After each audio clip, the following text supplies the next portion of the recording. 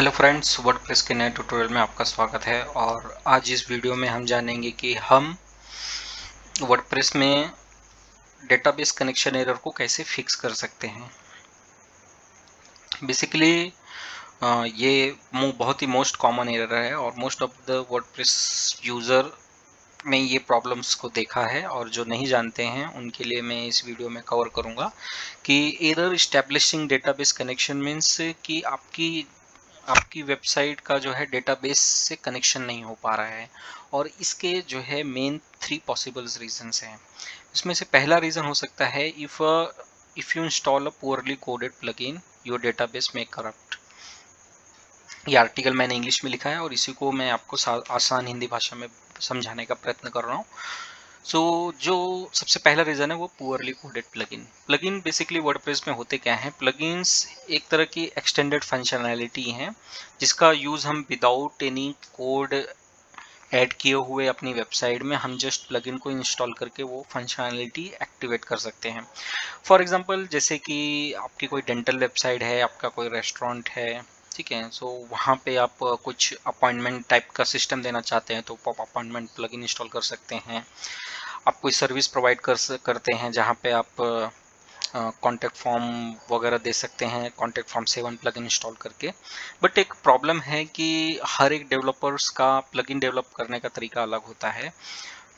कोई डेवलपर बहुत ही कम code right करके प्लगइन डेवलप कर सकता है और कोई बहुत सारे कोड राइट करता है। सो वर्डप्रेस के जो यूजर्स होते हैं वो most of the users coding से उतना फैमिलियर नहीं होते। सो कोई भी प्लगइन इंस्टॉल करने से पहले हमें चेक करना चाहिए कि उस प्लगइन की रेटिंग क्या है, उस प्लगइन को कितने लोगों ने इंस्टॉल किया है, ठीक है, और उसके रिव्यूज़ कैसे हैं। सो अगर आपने कोई ऐसा प्लगइन इंस्टॉल किया है कि जो पुअरली कोडेड है तो आपका डेटाबेस का प्रॉब्लम हो सकता है और आपको एरर स्टैब्लिशिंग डेटाबेस कनेक्शन का एरर आ सकता है। सेकेंड है, यूर वेबसाइट में B experiencing heavy traffic in. कभी कभी हमारी वेबसाइट पे कोई आर्टिकल पॉपुलर हो जाता है और उस वजह से भी आपकी वेबसाइट का डेटाबेस का एरर हो सकता है। और थर्ड है, your web hosting providers may be at fault and database is not functioning. जैसा कि हम सभी जानते हैं कि most of the WordPress user at the starting stage में शेयर्ड होस्टिंग ही लेते हैं। और शेयर्ड होस्टिंग लेने का एक फ़ायदा ये होता है कि आपको वो बहुत अफोर्डेबल रहती है। But at the same time shared hosting पे रिसोर्स की लिमिट होती है। हालांकि वर्डप्रेस कंपनीज ये कहती हैं कि हम अनलिमिटेड होस्टिंग प्रोवाइड करते हैं, बट इनफैक्ट ऐसा होता नहीं है। आपको शेयर्ड होस्टिंग के साथ में आपके सर्वर रिसोर्सेज भी आपके लिमिटेड होते हैं। सो अगर आप ये डेटाबेस कनेक्शन एरर आप फेस कर रहे हैं तो अपने होस्टिंग प्रोवाइडर को भी कांटेक्ट कर सकते हैं कि क्या आपके एंड से कोई दिक्कत है क्या। सो ये 3 पॉसिबल रीज़न हैं, ठीक है।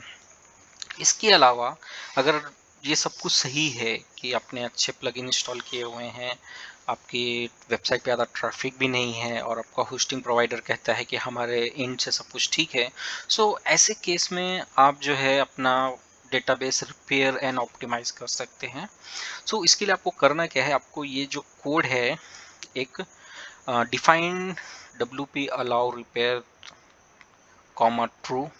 तो ये कोड आपको क्या करना है, अपने wp कॉन्फ़िगरेशन फाइल में ऐड करना है।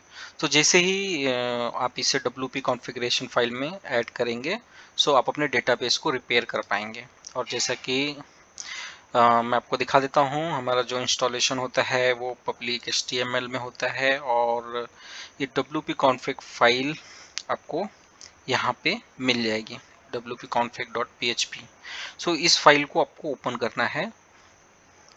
ओपन करने के बाद में आपको वहाँ पे वो कोड ऐड कर देना है, ठीक है। सो कोड ऐड करने के बाद में आपको एक मैं ये देता हूँ,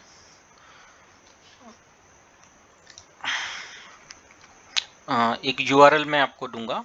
उस URL को आपको ये करना है, मतलब ब्राउज़र में पेस्ट करके वहाँ पे अपनी वेबसाइट की जगह अपनी वेबसाइट का URL डालना है, ठीक है। सो वो भी मैं आपको दिखा देता हूँ। सो जब आपने ये wp कॉन्फ़िगरेशन फाइल में आप जब ये ऐड कर देंगे तो आपको इस URL पे जाना है। इस URL को आपको ब्राउज़र में पेस्ट करना है। पेस्ट करने के बाद में यहाँ पे ऐसे पेस्ट करना है, ठीक है। और पेस्ट करने के बाद में आपको यहाँ पे yourwebsite.com की जगह पे अपना वेबसाइट का URL डालना है, ठीक है। तो वो भी मैं आपको दिखा देता हूँ। तो जैसे कि जिस वेबसाइट के लिए मैं करना चाहता हूँ, जो मेरी वेबसाइट है, उसका मैंने URL यहाँ पे इंटर किया, ठीक है। और यहाँ पे wp-admin के बीच में डैश लगाना रह गया है, तो आप डैश लगा लीजिए, ठीक है। और यहाँ पे आप इंटर मारिए। तो इंटर मारने के बाद के पास में इस तरह की स्क्रीन आएगी, ठीक है। सो एक तो यहाँ पे आपको ऑप्शन दिखाई दे रहा है repair database, repair and optimize database, ठीक है। तो इसके बाद आपको क्या करना है, रिपेयर एंड ऑप्टिमाइज पे क्लिक कर देना है। तो ये क्या करेगा, आपको डेटाबेस ऑप्टिमाइज कर देगा और ये डेटाबेस आपका ऑप्टिमाइज हो रहा है,